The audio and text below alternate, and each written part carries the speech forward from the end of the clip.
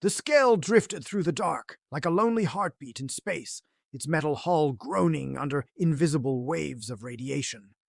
Inside, the crewmates worked quietly, too quietly.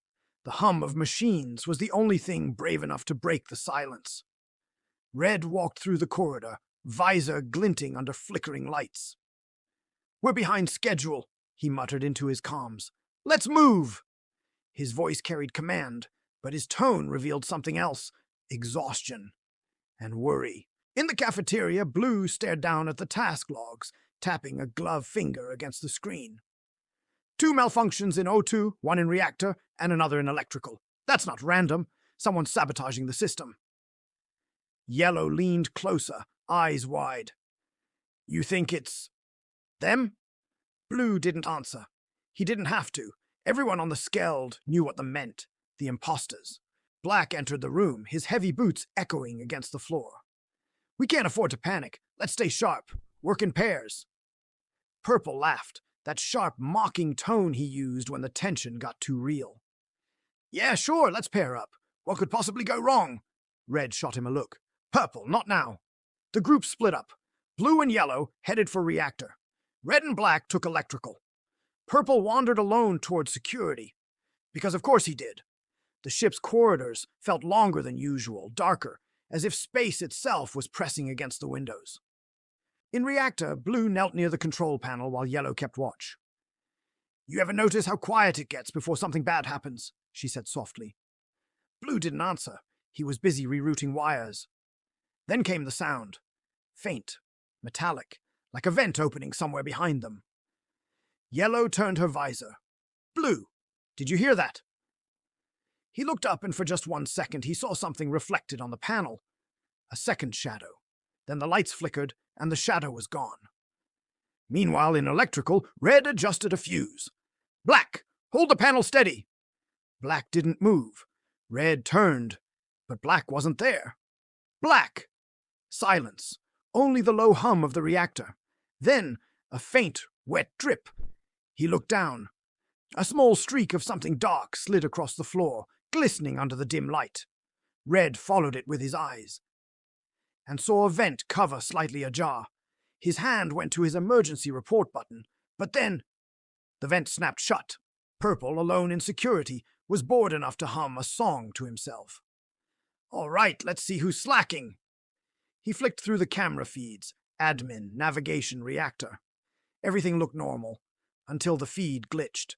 A brief static flicker, and then a figure appeared on the screen. For a moment, Purple thought it was Red. The stance, the height, identical. But when the figure turned toward the camera, the visor was cracked, and behind it, nothing. Just black. Purple leaned forward. "That's not Red." The figure lifted its hand, as if aware of being watched, and then the camera went dead. Purple jumped from his seat, heart pounding.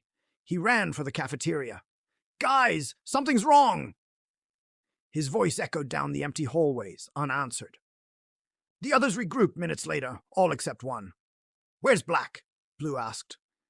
Red shook his head slowly. "Gone." Yellow shivered. "We should call a meeting." Purple nodded. "Good idea." He slammed the emergency button.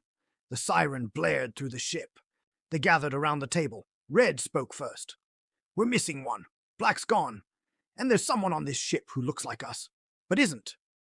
Blue frowned. "An imposter." Purple crossed his arms. "Yeah, but not just one of us pretending. I saw it. It looked like Red, but empty." The room fell into uneasy silence. The vents hissed softly, almost like whispers. Yellow's voice trembled.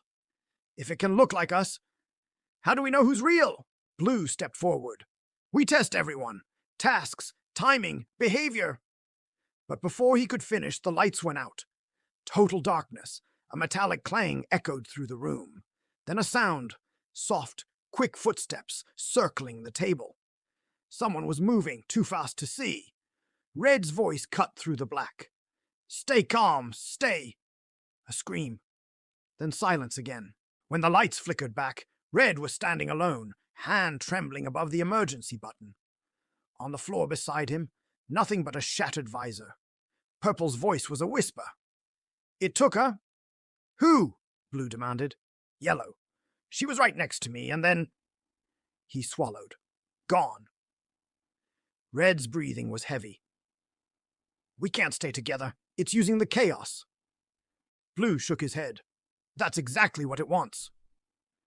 Purple leaned against the wall, eyes darting. I told you we should have left security alone. It started when I saw that thing. A vent opened behind them with a low hiss. Everyone froze.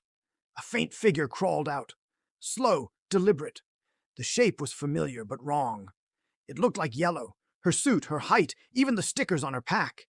But the visor was cracked, and inside was nothing but darkness. No one moved. No one breathed. Then the figure spoke, in Yellow's voice. You shouldn't have looked. The room plunged into chaos. Red slammed the emergency button again. Nothing happened. Blue grabbed a nearby wrench, but the lights cut out once more. Screams echoed through the corridors, overlapping, frantic, human. When silence returned, only one figure remained standing near the cafeteria table. Its visor gleamed faintly as it turned toward the camera. Then it spoke, softly, almost playfully. Task complete. The Skell drifted quietly again, its systems slowly resetting. Somewhere deep inside the ship, a vent slid open, and a hand, red or maybe blue, pulled itself through.